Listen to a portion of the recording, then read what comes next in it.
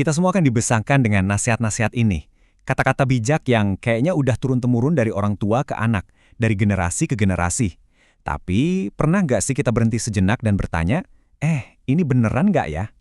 Nah, kali ini kita akan coba membongkar beberapa kearifan klasik orang tua dan membandingkannya langsung dengan sains. Hahaha, peringatan yang super dramatis ini dari penulis Ken Jennings pasti kedengeran familiar banget ya. Ini contoh sempurna dari ketakutan masa kecil kita. Gambaran yang begitu ngeri sampai kita nggak berani membantah sama sekali. Ya udah, langsung duduk manis aja deh sampai lollipopnya habis. Nah, disinilah letak masalahnya. Banyak banget hal yang kita anggap sebagai fakta itu sebenarnya cuma cerita rakyat yang diturunkan lewat permainan telepon bisik raksasa. Mungkin pesan aslinya udah lama hilang atau berubah, tapi entah kenapa keyakinannya tetap bertahan kuat sampai sekarang. Oke, yuk kita selami lebih dalam. Kita akan menempatkan beberapa pepatah orang tua yang paling terkenal di bawah mikroskop. Kita coba pisahkan mana yang fakta dan mana yang cuma fiksi belaka. Kita mulai dari yang paling umum dulu ya, beberapa mitos seputar kesehatan dan penyakit. Siap? Nah, ini dia nih, salah satu nasihat medis klasik yang ternyata udah ada dari abad ke-16. Dan jujur aja, kalau dipikir-pikir, logikanya kedengeran cukup masuk akal sih. Iya, setidaknya untuk zaman dulu. Jadi gini, dulu orang mikirnya simpel. Demam itu kan panas, jadi harus didinginkan dengan cara puasa. Terus pilek itu dingin, jadi harus dihangatkan dengan banyak makanan. Tapi, sains modern bilang, tunggu dulu. Nggak gitu cara kerjanya. Sistem imun kita itu butuh bahan bakar, yaitu nutrisi dan cairan untuk bisa berperang melawan infeksi, mau itu virus atau bakteri.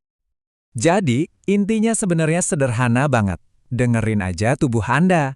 Kalau lapar, ya makan. Dan yang paling penting, perbanyak minum cairan. Nggak peduli Anda lagi demam atau lagi pilek. Oke, kita lanjut ke nasihat berikutnya. Nah, kalau yang ini sih udah jadi mantra wajib setiap ibu. Apalagi kalau musim hujan tiba. Tapi apa benar hawa dingin itu bisa bikin kita sakit? Gini, jadi meskipun ibu kita keliru soal penyebabnya, yang bikin sakit itu kan virus, bukan hawa dingin. Tapi ternyata mungkin ada benarnya soal akibatnya. Jadi teorinya, saat tubuh kedinginan, pembuluh darah di hidung kita itu menyempit. Akibatnya sel-sel imun atau tentara pertahanan tubuh kita jadi lebih lambat sampai ke medan perang. Ini bikin virus jadi lebih gampang masuk dan berkembang biak. Secara sains, ini memang masih jadi perdebatan. Tapi ada cukup bukti untuk bilang kalau pakai baju anget itu nggak ada salahnya sama sekali. Jadi mungkin untuk yang satu ini, kita memang sebaiknya nurut aja sama ibu.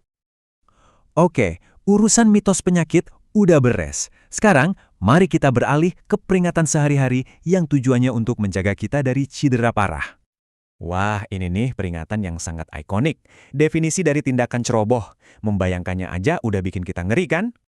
Tapi, coba deh kita lihat datanya. Ternyata ceritanya sedikit berbeda dan cukup mengejutkan. Bahaya terbesar dari gunting itu bukan pas kita bawa lari, tapi justru pas kita lagi menggunakannya.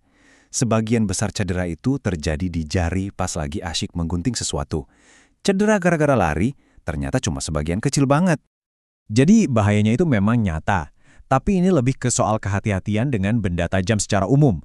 Berlari itu cuma menambah resiko yang sebetulnya nggak perlu. Jadi ya jangan lari bawa gunting. Tapi yang lebih penting lagi, hati-hati waktu memakainya.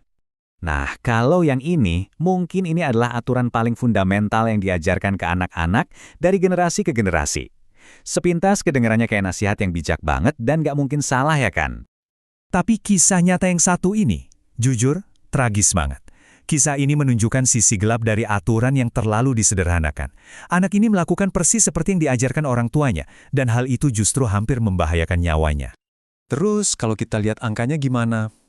Ternyata, bahaya orang asing atau stranger danger itu sebagian besar cuma mitos.